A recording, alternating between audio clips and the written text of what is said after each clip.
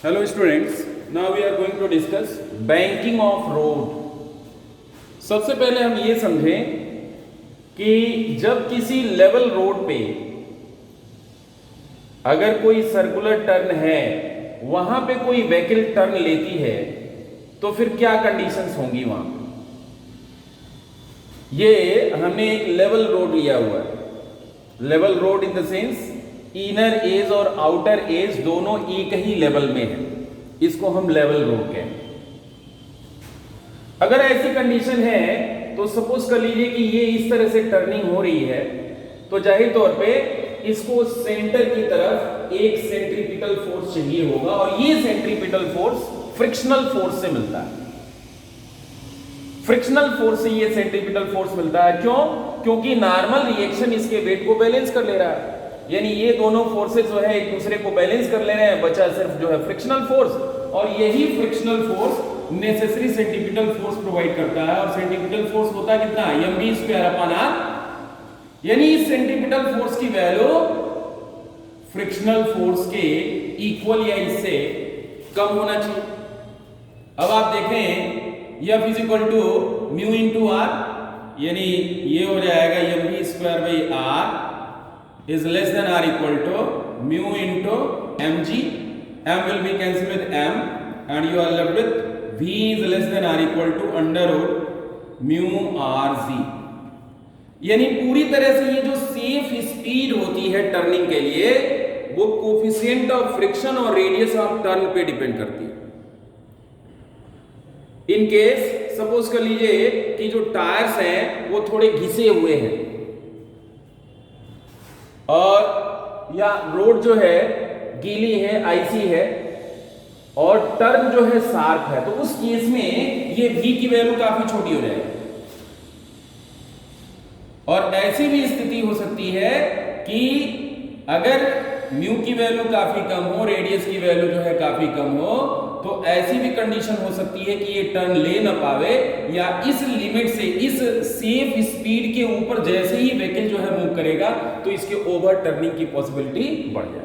इससे बचने के लिए, इस तरह के एक्सीडेंट से बचने के लिए जब रोड्स बनाए जाते हैं तो जो आउटर एज होता है, जैसे सपोज कर लीजिए कि ये टर्न लेना है, ऐसे ये टर्न लेना है, तो ये इनर एज है और ये आउटर एज है। आउटर एज को थोड़ा सा रेज कर देते हैं।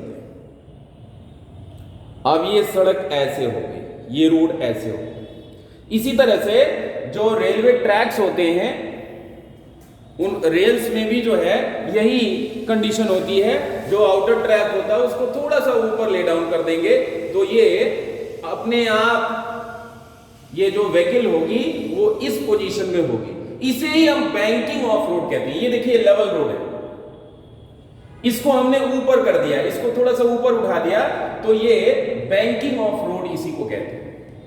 और क्यों करते हैं हमने आपको बताया। अब इस कंडीशन में क्या सिचुएशन होगी, यहां जो वेट होगा mg होगा और जो नॉर्मल रिएक्शन होगा वो कैपिटल R। हम यहां नेग्लिजिबल फ्रिक्शन लेकर के चल रहे हैं। अभी हम इसके आगे फ्रिक्शन को लेकर के भी जो है इसको डिस्कस कर लेंगे।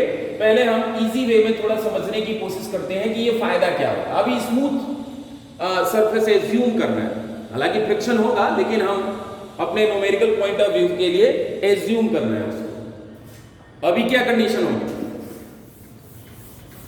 अभी कंडीशन ये होगी कि जो R है वो mg को बैलेंस नहीं कर पाएगा। इसका एक कंपोनेंट जो है, ये एंगल थीटा है तो ये भी एंगल थीटा होगा। ये इसका एक कंपोनेंट हो जाएगा r cos थीटा और दूसरा कंपोनेंट हो जाएगा r sin थीटा। तो जो r cos थीटा है, it balances the weight of vehicle, and r sin theta ये सेंटर की तरफ है, toward the centre of circular turn. R sin theta provide the necessary centripetal force. So what about tan theta? R sin theta upon R cos theta, R cancel हो जाएगा। tan theta is equal to, tan theta is equal to directly आप लिख पाओगे v² upon rc। इससे हमको banking पता चल जाएगी कि किस स्पीड के लिए, किस सेफ स्पीड के लिए, किस टर्न के लिए सेफ स्पीड जो बैंकिंग होगी वो कितनी होगी, या सेफ स्पीड फाइंड करना हो तो सेफ स्पीड की वैल्यू जो है v is equal to under root r g tan theta, इससे हम फाइंड कर लेंगे। अब थोड़ा हम आगे बढ़ते हैं, v is equal to r g tan theta हमने फाइंड कर लिया, थोड़ा हम आगे बढ़ते हैं। अभी इस केस में हमने फ्रिक्शन को इग्नोर किया था, लेकिन हकीकत तो यह है कि फ्रिक्शन होगा, 100% फ्रिक्शन होगा, ये फ्रिक्शन का डायरेक्शन। अब इस फ्रिक्शन को भी दो कंपोनेंट्स में हमको रिजॉल्व करना पड़ेगा। आप देखें ये एंगल थीटा है तो ये भी एंगल कितना होगा, थीटा, तो ये कंपोनेंट क्या हो जाएगा, ये कंपोनेंट हो जाएगा f cos थीटा, और ये कंपोनेंट क्या हो जाएगा, f sin थीटा। इसको बड़े अच्छे से समझने के लिए हम इसका फ्री डायग्राम यहां पे बना दे रहे हैं। आप एज्यूम कर लीजिए कि ये वेहिकल है,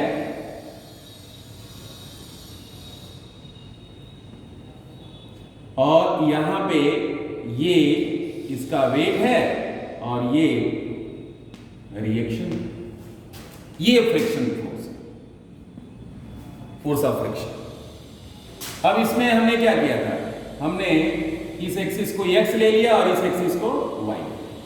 हमारे पास दो फोर्सेस हैं, ये देखें F और R, क्योंकि ये तो y एक्सिस के नेगेटिव डायरेक्शन में है तो इसको डिस्टर्ब करने की जरूरत नहीं है। ये एंगल थीटा है तो ये कंपोनेंट हो गया r cos theta and this will be r sin theta, ये r sin थीटा। इसी तरह से F का कंपोनेंट क्या होगा, इसके अलावा हो जाएगा f cos थीटा और ये हो जाएगा f sin थीटा। F का ये कंपोनेंट हो गया f cos थीटा और ये कंपोनेंट क्या हो जाएगा f sin थीटा। अब आप देखें कि ये दोनों फोर्सेस मिल करके necessary centripetal force toward the centre of circular turn, यानी ये दोनों फोर्सेस मिल करके नेसेसरी सेंट्रीपिटल फोर्स प्रोवाइड करेंगे और ये तो दोनों एक दूसरे से बैलेंस हो जाएंगे। यानी इस फिगर को देख करके हम क्या लिख सकते हैं, r cos theta is equal to f sin theta plus mg। Any doubt, r cos theta is equal to f sin theta plus mg, and what about f? f is equal to mu r sin theta plus mg।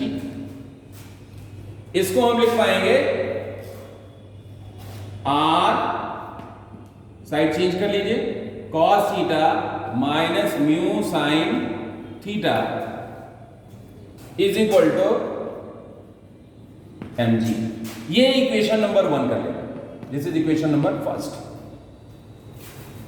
अब एक ये जो है जो component है r sin theta और f cos theta का, ये toward the centre of circular turn है, यानी ये नेसेसरी सेंट्रीपिटल फोर्स प्रोवाइड कर रहा है, and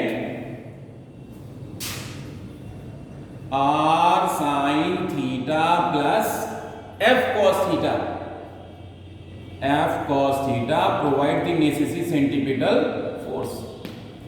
f is equal to क्या है, म्यू r, और r हम क्या ले सकते हैं, कॉमन ले सकते हैं, तो हम इसको ऐसे लिख सकते हैं r sin theta plus mu cos theta is equal to mv square by r। This is equation number second. अब क्या करिए, सेकंड अपॉन फर्स्ट करिए। सेकंड अपॉन फर्स्ट से क्या मिलेगा आपको, second upon first r sin theta plus mu cos theta, sin theta plus mu cos theta upon r cos theta minus r cos theta minus mu sin theta is equal to,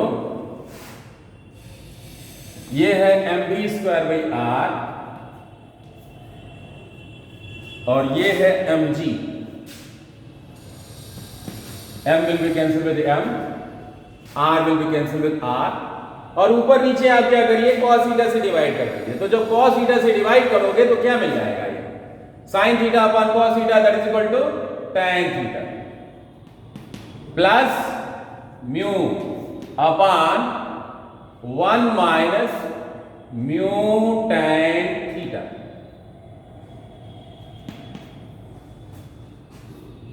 is equal to v square upon rc. v square upon rc is equal to this much. So v square is equal to rc in bracket mu plus tan theta upon 1 minus mu tan theta. ये result मिल जाएगा. यानी v की value क्या हो जाएगा? Under root rc mu plus tan theta upon 1 minus mu tan theta. ये result मिल जाएगा. और इससे चाहे हम पहला वाला रिजल्ट ऑब्टेन करना तो आप फ्रिक्शन को इग्नोर कर लीजिए, नेग्लिजिबल मान लीजिए. म्यू की वैल्यू जब जैसे ही जीरो करोगे तो ये जीरो हो जाएगा, 1 माइनस जीरो यानी 1 हो जाएगा under root rc tan theta. ये रिजल्ट हमको मिला हुआ था.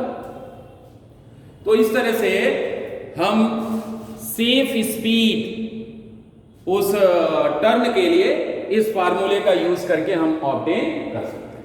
थैंक्स.